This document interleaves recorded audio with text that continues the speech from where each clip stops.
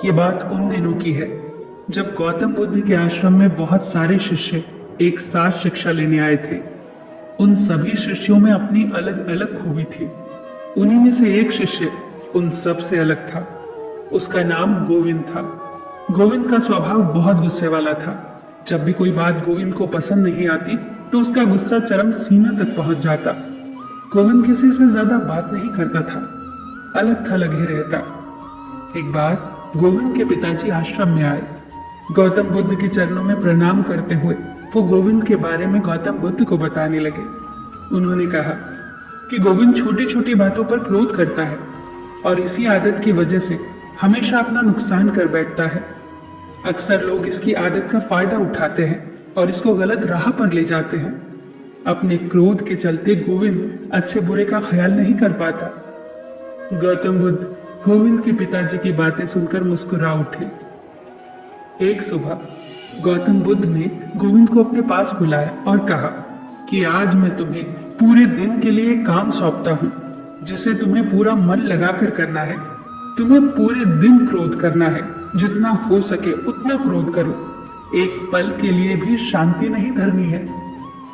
गोविंद तो खुश हो गया क्योंकि उसे तो बहुत ही सरल काम मिला था। वो तो इसे आसानी से पूरा कर लेगा। अब गोविंद पूरे दिन झगड़ा करने में लगा रहा, कभी किसी के साथ तो कभी किसी के साथ। सब लोग उसके व्यवहार से तंग आ चुके थे। शाम को उसने गौतम बुद्ध के पास आकर कहा, गुरुदेव, मैंने अपना काम पूरे मन से किया है। बुद्ध मुस्कुरा दिए और उसे जाने को कहा। कुछ देर बाद बुद्ध ने गोविंद से पूरे आश्रम की सफाई करने को कहा। गोविंद ने ये काम भी पूरे मन से किया। इसके बाद गौतम बुद्ध ने गोविंद को डांटना शुरू कर दिया। पूरे आश्रम के शिष्य वहां इकट्ठे हो गए और कोई भी शिष्य गोविंद की तरफ से नहीं बोला। सभी को यही लग रहा था कि गोविंद ने ही जरूर कुछ किया होगा। बुद्ध ने गोविंद को फिर अगले दिन दूसरे गांव भेजा और कहा कि आज तुम्हें उस गांव में सिर्फ अच्छे कार्य करने हैं। चाहे कोई भी तुम्हें कुछ भी कहे, तुम्हें जरा भी क्रोध नहीं करना है।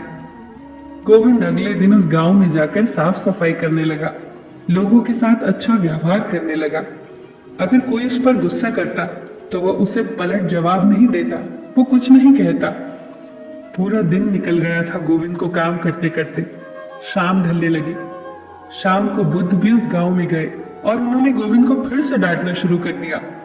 तभी सब गांव वालों ने गोविंद की तरफदारी करते हुए कहा कि ये तो बहुत अच्छा इंसान है, आप इसे ऐसे डांट नहीं सकते। उन लोगों की बात सुनने के बाद बुद्ध गोविंद को आश्रम ले आए। फिर बुद्ध ने गोविंद को समझाते हुए कहा, देखा तुमने, क्रोध और शांति में क्या अंतर होता है। गोविंद ने अपनी नजरें झुका ली। बुद्ध आगे कहने लगे, क्रोध हमेशा नाश ही करता है। अगर आप क्रोध करोगे, दुर्व्यवहार रखोगे, तो आप चाहे लाख अच्छे काम कर लो, लेकिन किसी के दिल में अपना स्थान नहीं बना पाओगे और दुख की घड़ी में कोई आपका साथ भी नहीं देगा। और इसी तरह अगर तुम अपने अंदर शांति रखोगे तो बुरे वक्त में आपका साथ देने वाले लोगों की कमी नहीं होगी। अब गोविंद को ये बातें समझ आ चुकी थी। दोस्तों, याद रखना, आपका स्वभाव ही आपकी असली पहचान करवाता है। अच्छे स्वभाव से आप जीवन में किसी को भी अपना बना सकते हो, लेकिन क्रोध आपके शरीर के साथ साथ आपके जीवन को भी नष्ट करने की क्षमता रखता है। फिर मिलेंगे दोस्तों अगली कहानी के साथ। तब तक के लिए अपना ख्याल रखना और हमेशा मुस्कुराते रहना।